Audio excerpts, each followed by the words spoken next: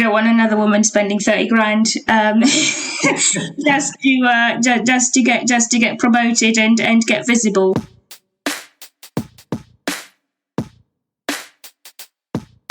The reason why I do what I do is because I want to bring about change in the world of tech. When we come to talk about things like funding, which I do know is a big area where women do not exactly get the same treatment. So this is me calling out to this lovely community to say I'm very passionate about changing the landscape of tech for women.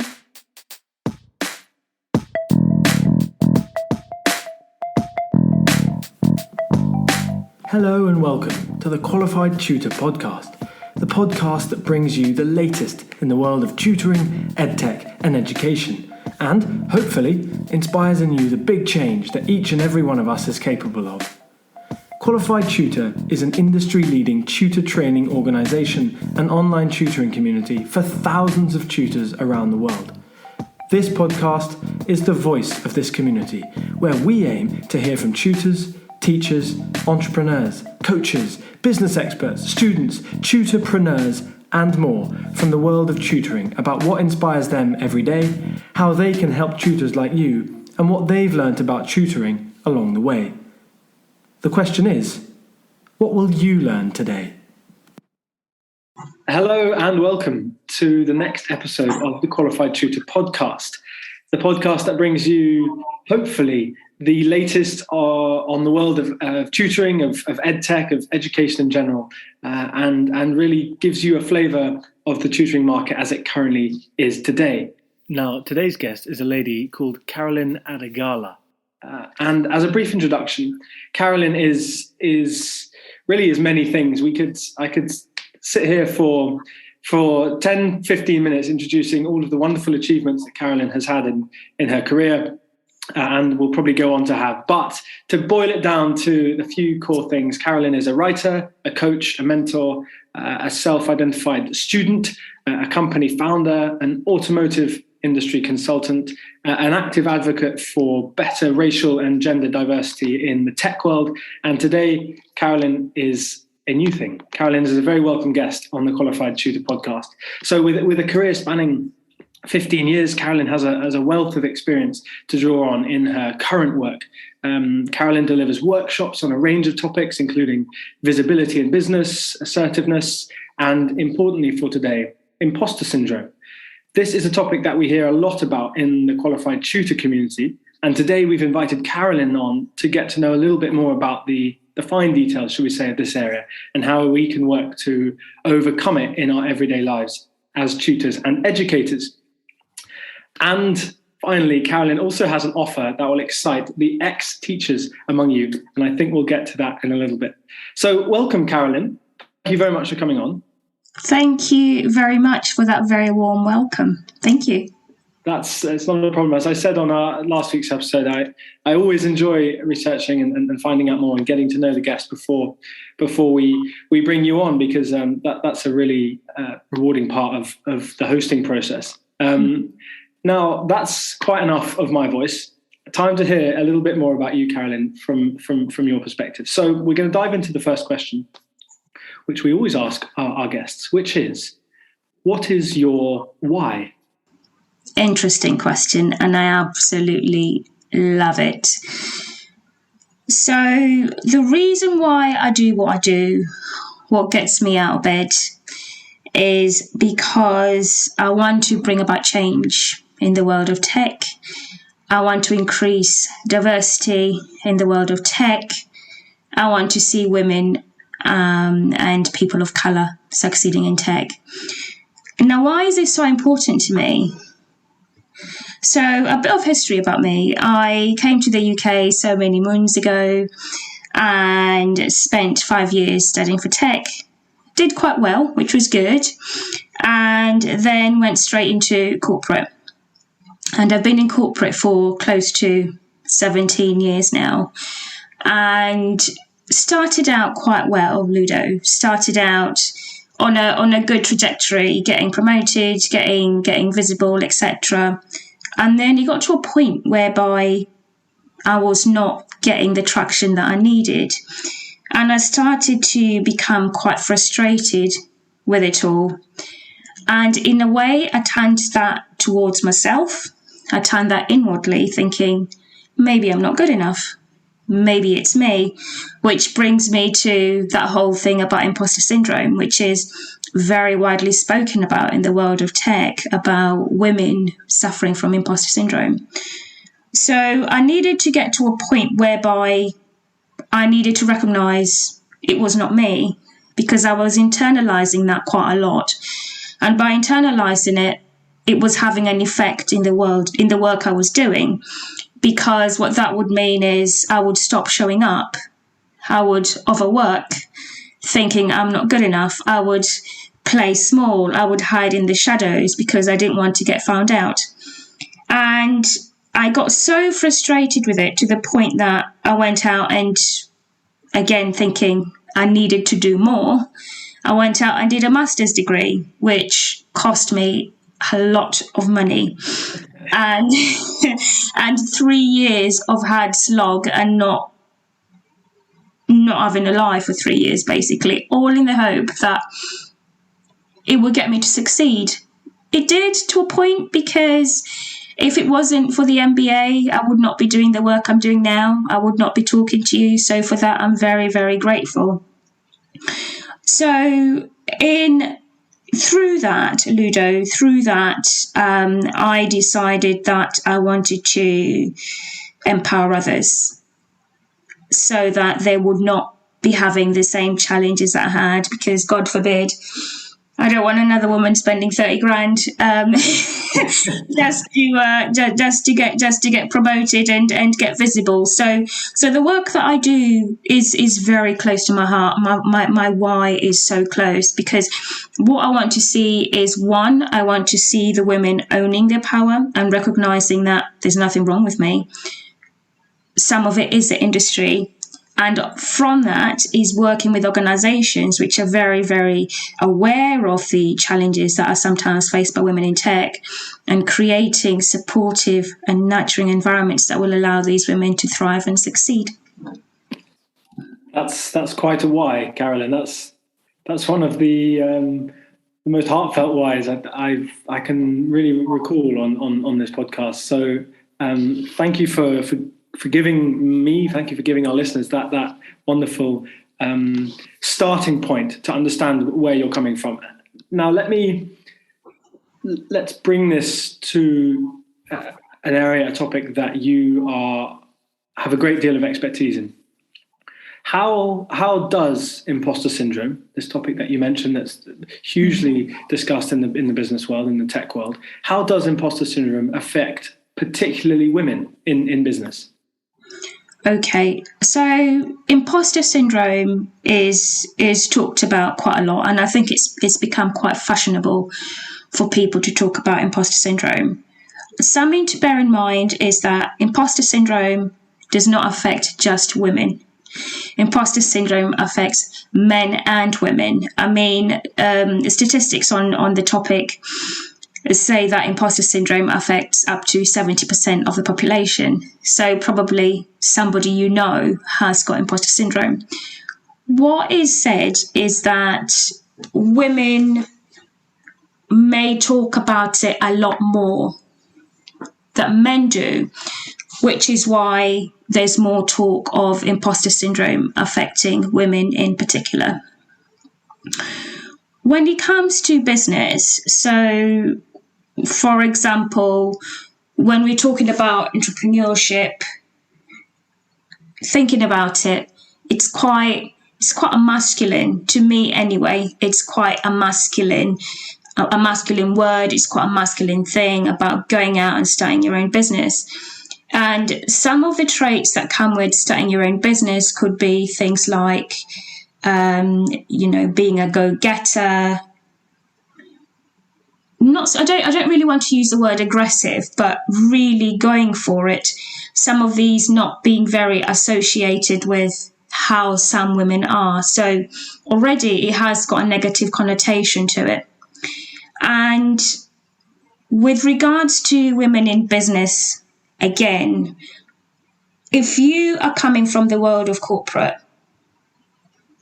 and going into starting your own business, first, you're going into new territory. So there could be so many things that you may not know. There's marketing, there's sales, there's accounting, there's communication, there's all these different things which are new. And already, just talking about it, I can feel this sense of overwhelm, thinking, oh my God, I need to do all these things. And at the same time, I could be balancing a marriage, I could be balancing a family.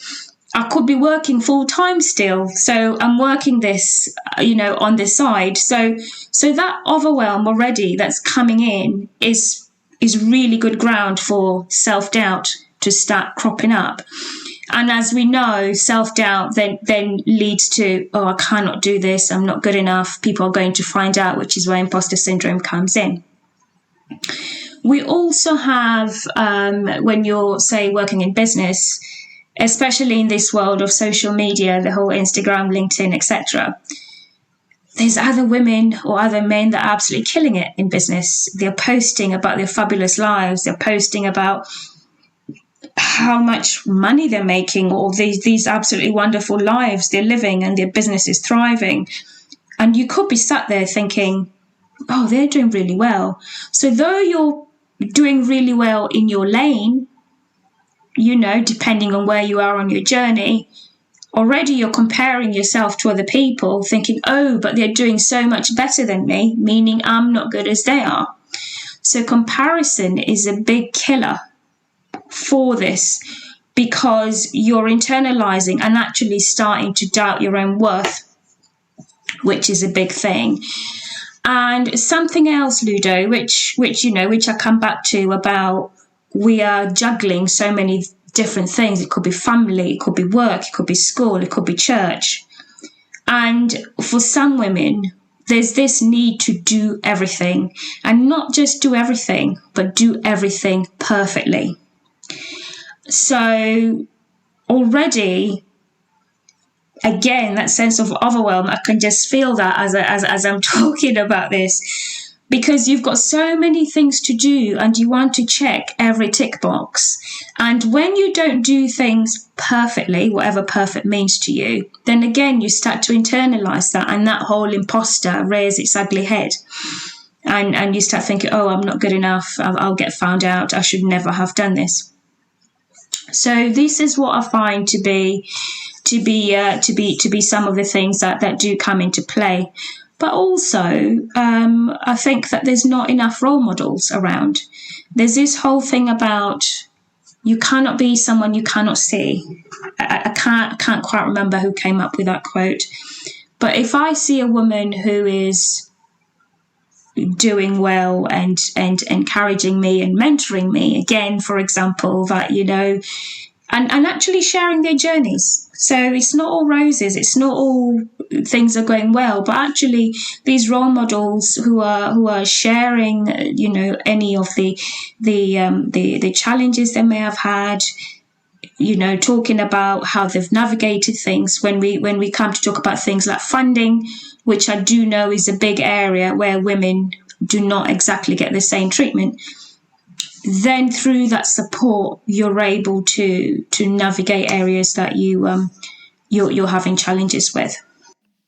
And now, a short word from Alex Asher, the CEO of LearnCube, who will once again be sharing in the vision and delivery of the Love Tutoring Festival. Have you got your ticket to the Love Tutoring Festival? The last one was an absolute blast. You're going to be learning about how to grow your business from world-class speakers. You're going to be learning how to become a better tutor and joining an inspiring community of tutors that's going to last well beyond the event itself. I'm Alex Asher, the CEO of LearnCube, and we're renewing our support of the event because it aligns so closely with our own purpose to improve the quality of online tutoring worldwide. Now, in the meantime, if you're looking to upgrade your tutoring business for 2022, why don't you consider our professional virtual classroom made for independent tutors? Or if you're an agency, consider our online school, which is an all-in-one platform for tutoring and tutoring organizations. Try us for free at www.learncube.com. Yeah, so if we can just tap into a tiny proportion of the workshops and the talks that you give on imposter syndrome and on visibility and those kind of areas, what are some easily implementable strategies for women to overcome this imposter syndrome that you can give us here today? Just some ideas for how someone listening to this podcast, this episode today, going, you know what, that's me. I feel those things. I'm that 70% who suffers from this. What's my next step? How can I go about overcoming this? Indeed. For me, Ludo, what has really worked for me, and the biggest takeaway I normally give my audience, is you cannot fight something you do not know. Once you know what you're dealing with, you can take steps towards resolving that in your own way, because we're all different. Things work differently for most people. So the most important thing you can do is to raise your awareness to it. Is, when we talk about the how imposter syndrome shows up, for example, raise your awareness to it. Know that I get imposter syndrome from time to time. And when you find yourself in that imposter moment, because that's what I always say to my audience, it's not an imposter life, it's an imposter moment. So you're going out to pitch, for example, for funding, for example, realize, okay, I'm going to pitch. I don't feel very confident at the moment. However, I have done A, B, C, D, and they want to see me because I am good enough. So take a breath and realize imposter syndrome is out here yapping, telling you that you're not good enough. Sit in that moment and tell it where to go. And come back to the room realizing you are the amazing person that you are, and this thing will just prop up from time to time. And when you really raise your awareness to imposter syndrome, it doesn't mean that it's not going to happen. It will. But the voice will be kind of tiny, not very loud, not taking over. It's just like, I see you. I know what you are. Now I'm in charge. I'm taking over. And that's the biggest thing. Know what you're dealing with. And remember who you are. Because you're in the place you're in for a reason. Because you deserve to be in that position. I think you've given an amazingly frank and open assessment there, Carolyn, of not only the area of imposter syndrome, but also, admitting there that speaking on a podcast is one big area where imposter syndrome can be felt. And I think tutors who are often kind of almost present, they're almost on stage with their student. I know many tutors feel that way. They're almost like they're presenting. They can feel. Tutors often feel that a similar feeling coming over them. This kind of, you're not prepared for this. You're not the best tutor for this. The student could be doing better with another tutor or could be doing better by themselves. And I think absolutely your words there resonate hugely with the tutoring audience, because you just need to stay calm and remind yourself that you're there for a reason. The parent has likely chosen you, or the student has chosen you because you are, if not a good fit, then the best fit for that particular situation. And that, as you say, you've done A, B, C, D, and now it's just about E. I think that's a really helpful way of looking at it. It's like looking back to the past and seeing that you have in fact prepared, even though your imposter syndrome can be clouding over things and trying to make you forget you've done A, B, C, and D, and that E is this big, individual, discrete kind of phenomenon. So thank you so much for opening that up. I know many people will be touched by that and will now have at least the next stone to stride on that path of understanding those feelings coming over them.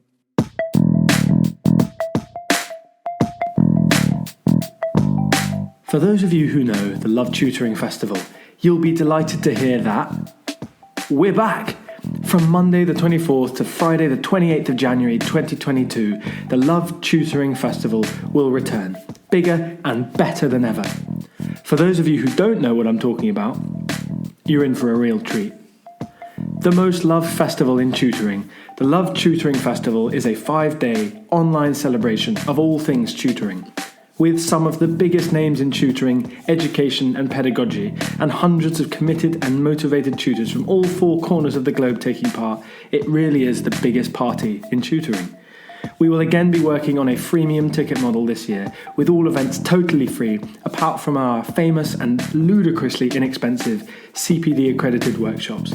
You can find out more, including the confirmed speakers so far, how to grab your place, and key information on our wonderful sponsors at qualifiedtutor.org/Love Tutoring Festival. Let's raise standards in tutoring together.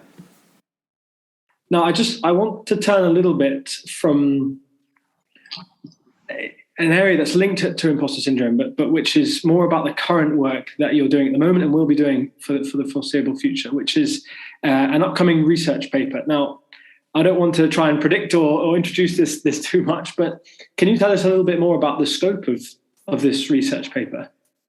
Okay, so to be completely honest with you, Ludo, I do not know what that paper is going to look like, which is quite interesting because it could go in any direction. But what has piqued my interest and the reason why I really want to do this paper is going back to when I first started in tech, when I went to uni. I was one of 20 boys, mostly white. Now, coming from an all-girls boarding school in Kenya, that was a big shock. I thought that somebody was playing me a joke. I was thinking, where is all the girls? Now, before coming to England to study, tech was just starting out in Kenya. So, I was not familiar with tech. I was not really familiar with computing, but it was the in thing to do at the time, which is why I went into tech. So, as I've gone over the years throughout my career, I have found myself to be the only woman more times than I care to count. And it's always, where are all the women? So the more I have started in this work, the more I've started working with the community, there's a realization that we do not have enough women coming into the pipeline. Okay, so if we say how many young women are entering tech after university, let's go a step back. How many young women are going into university to study tech? Let's go back. How many young women are taking A-levels, etc., etc., etc. And then finding out at what point are we losing the young women? Is it in primary school? Is it in secondary school? Is it when they're taking their A-levels? So that is where my research paper is really coming from, Ludo, to see if young women are dropping out of tech as they go into secondary school, what are the reasons behind that? And if there's reasons behind that, what can we do to change that narrative so that the future generation of women can be able to see other women that look like them? Again, going back to you cannot be something that you cannot see. We know for a fact that role models are very big when it comes to encouraging women to succeed in tech. But if we do not have enough role models, then of course we're not going to have more young women going into tech. So this is me calling out to this lovely community to say it's something I'm very interested in. I'm very passionate about changing the landscape of tech for women. And I would love to see more young women entering the field, because tech is such a big part of the lives that we lead nowadays. So that's your call out. Tutors and educators listening, Carolyn wants to hear from you, and I'm sure more details will come out about the details of that later on. But if you are a tutor who works with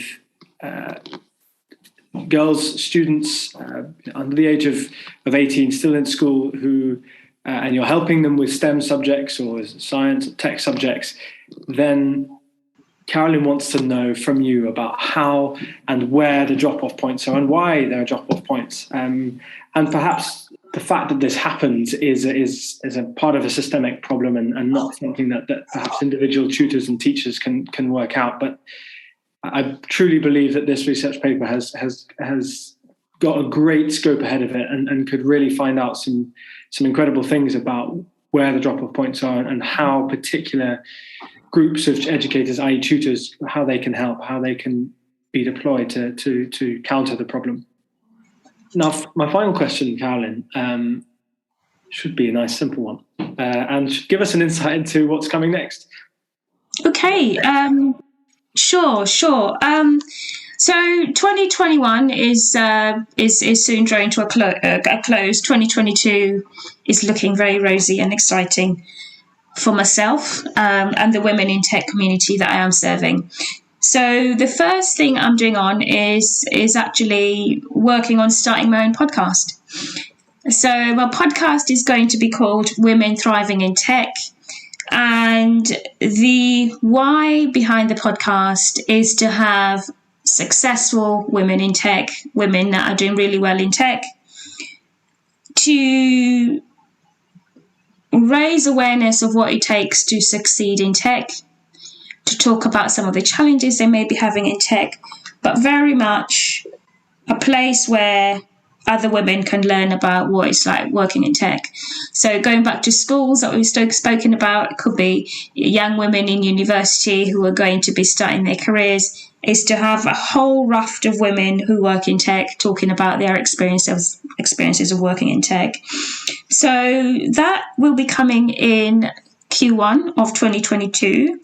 And I have also started working with recruitment agencies that are tech related, because for the most part, the tech recruiters are the middle men and women between women who work in tech and the organizations that these women are going to work in. So I believe that recruiters have a big role to play in retaining women in tech and ensuring that they're succeeding within the area. So I'm in talks with quite a few recruiters on what this will look like and how they can go on to influence the organizations who are their clients on how they can build really inclusive and supportive environments. And lastly, again, I'm working with organizations that are quite supportive of creating inclusive spaces and wanting to see the women that work for them succeeding and thriving. Wow. Okay. Well, we'll have to get you on soon, because there'll be so much more to cover in the first few months of 2022. Thank you so much, Carolyn, for coming on and talking about what you do and really opening the eyes and ears of many listeners, I imagine. And I hope people who weren't previously listeners of the QT podcast, who hear this, who see the words imposter syndrome and know that this is for them. You are a role model, Carolyn, I'm sure for hundreds, thousands of people who you don't even know. I think coming on and doing, just giving 25 minutes, 30 minutes on lending your expertise to a subject like imposter syndrome, and also the second half of the episode about ensuring women stay in tech, that will have a long-lasting legacy, particularly in our community, I'm sure of it. So thank you so much for coming on. I hope you enjoyed talking about what you do. Absolutely loved it, Ludo. And, again, really thanks a lot for the opportunity to come here and talk to you. And I hope the listeners enjoy it too. So thank you. I very much did. And if you did enjoy the show, you can always go to ratethispodcast.com/qualified tutor podcast. You can review the show on any listening app of your choice. We would love to hear from you about what you thought of the show. And look out for Carolyn's podcast coming in the first quarter of 2022. So the Qualified Tutor podcast group in the community, and also speakpipe.com/qualified tutor podcast, where you can drop in a short audio message that we will play at the end of the podcast. So for one final time, thank you very much, Carolyn, and we'll see you all next time. Thank you. You take care.